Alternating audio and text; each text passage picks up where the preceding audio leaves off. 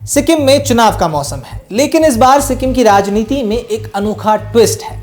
मैदान सजा है, वोटर तैयार हैं, लेकिन विपक्षी खिलाड़ी कह रहे हैं हम खेलेंगे ही नहीं।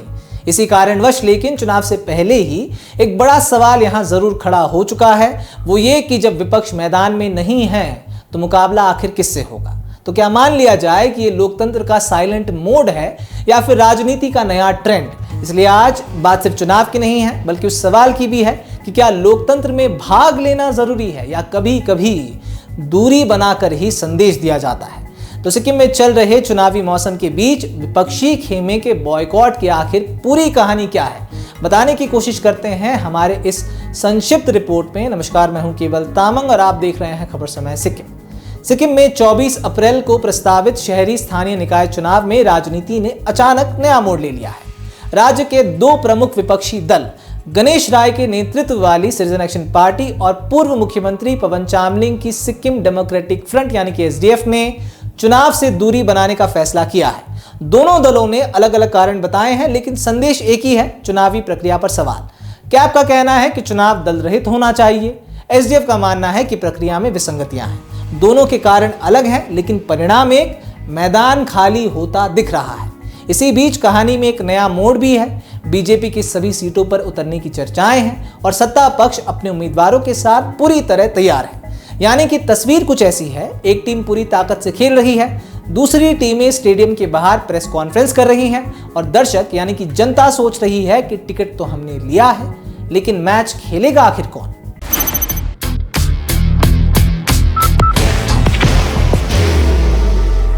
There will only be one. Insignia. Cap ने अपने बयान में स्पष्ट कहा है कि स्थानीय निकाय चुनावों को दल रहित होना चाहिए ताकि लोकतंत्र की जड़ें मजबूत रहें।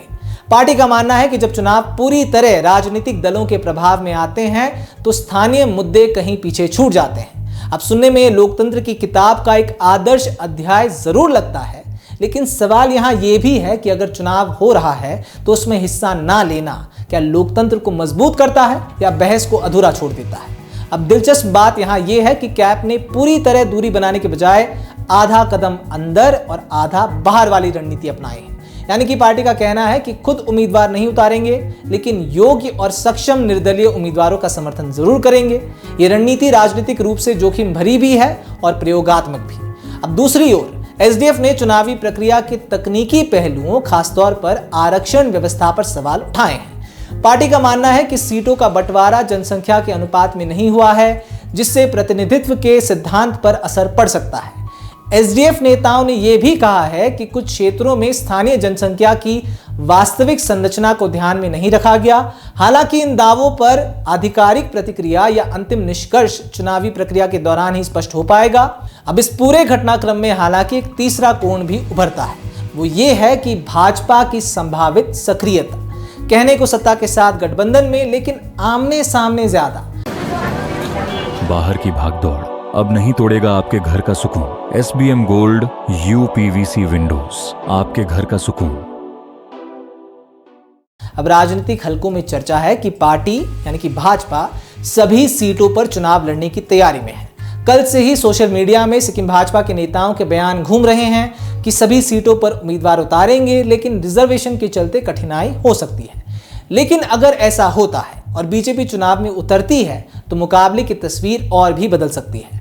हालांकि इस खबर के लिखे जाने तक पार्टी द्वारा किसी भी आधिकारिक घोषणा की कोई भी सूचना प्राप्त हमें नहीं हुई है और यहीं से कहानी थोड़ी सी रोचक भी बन जाती है, क्योंकि एक तरफ चुनाव है, दूसरी तरफ बहिष्कार, एक तरफ उम्मीदवारों की तैयारी है तो दूसरी तरफ सिद्धांत की राजनीति। जैसे कि लोकतंत्र का एक नया फॉर्मूला बन गया हो कि भाग लो या सवाल उठाओ, दोनों ही राजनीति है। अब व्यंग्य में इसे कहें, हल्के व्यंग्य में कहें तो सिक्किम में इस बार चुनाव सिर्फ वोट से नहीं, हाजिरी से भी तय होगा। हालांकि यह भी उतना ही महत्वपूर्ण है कि आचार संहिता लागू है तो सभी राजनीतिक दलों को अपने बयान और आचरण में संयम रखना होगा। आरोप और प्रत्यारोप अब दावों और प्रतिक्रियाओं के दायरे में ही सीमित रहेंगे और अंतिम फैसला मतदाता के हाथ में ही होगा। Elevate your career at IIHM Siliguri, organizers of the International Young Chef Olympiad. Earn a degree with placements in France and Mauritius. Now in Kalimpong. राजनीतिक विश्लेषकों का यहाँ हालांकि मानना है कि यह बहिष्कार केवल विरोध नहीं बल्कि एक संदेश देने की कोशिश भी हो सकता है। क्या इस सिस्टम पर सवाल है? बिल्कुल। क्या ये रणनीतिक दूरी बनाकर भविष्य की राजनीति तैयार करने का प्रयास है? ये भी बिल्कुल। ये दोनों ही कारण इन घटनाक्रमों की संभावनाओं से जुड़े हुए हैं। वहीं आम जनता के लिए हालांकि सवाल और भी सीधा है कि अगर विकल्प कम हो जाए तो चुनाव का मतलब क्या बदल जाता है। फिलहाल तस्वीर साफ है, लेकिन कहानी थोड़ी सी अधूरी है। निर्दलीय उम्मीदवारों की भूमिका बढ़ेगी। अगर कोई खड़ा होने का मन बनाता है तो सत्तारूढ़ दल के सामने चुनौती का स्वरूप बदलेगा। और एक बात यहां साफ हो जाती है कि इस चुनाव का परिणाम सिर्फ सीटों का नहीं है, बल्कि राजनीतिक संदेश का भी रहेगा। क्योंकि सिक्किम की राजनीति इस वक्त एक ऐसे मोड़ पर खड़ी है जहां लड़ना और ना लड़ना दोनों ही अपने अपने तरीके से चुनावी रणनीति बन चुके हैं। और यही लोकतंत्र की सबसे दिलचस्प बात है कि मैदान कितना ही खाली क्यों ना लगे, लड़ना और ना लड़ना दोनों ही अपने अपने तरीके से संदेश दे रहे हैं। तो सिक्किम की जनता से भी हमारा यही सवाल रहेगा कि आपकी इसमें क्या राय है? क्या चुनाव का बहिष्कार करना लोकतंत्र को मजबूत करता है या कमजोर? क्या विपक्ष जिस संदेश को आम जनता तक, सिक्किम की आम जनता तक पहुंचाना चाहता है, क्या वो संदेश आपको मिला भी है और किस रूप में मिला है, ये हमें जरूर बताइएगा। तो सिक्किम के शहरी स्थानीय निकाय चुनाव में बहिष्कार बनाम मुकाबला, यही है इस बार की सबसे बड़ी कहानी, जिस पर हमारी ये संक्षिप्त रिपोर्ट। फिलहाल ऐसी तमाम खबरों को जानने के लिए हमारे साथ बिल्कुल बने रहें और देखते रहें खबर समय सिक्किम, हर समय खबर समय। धन्यवाद।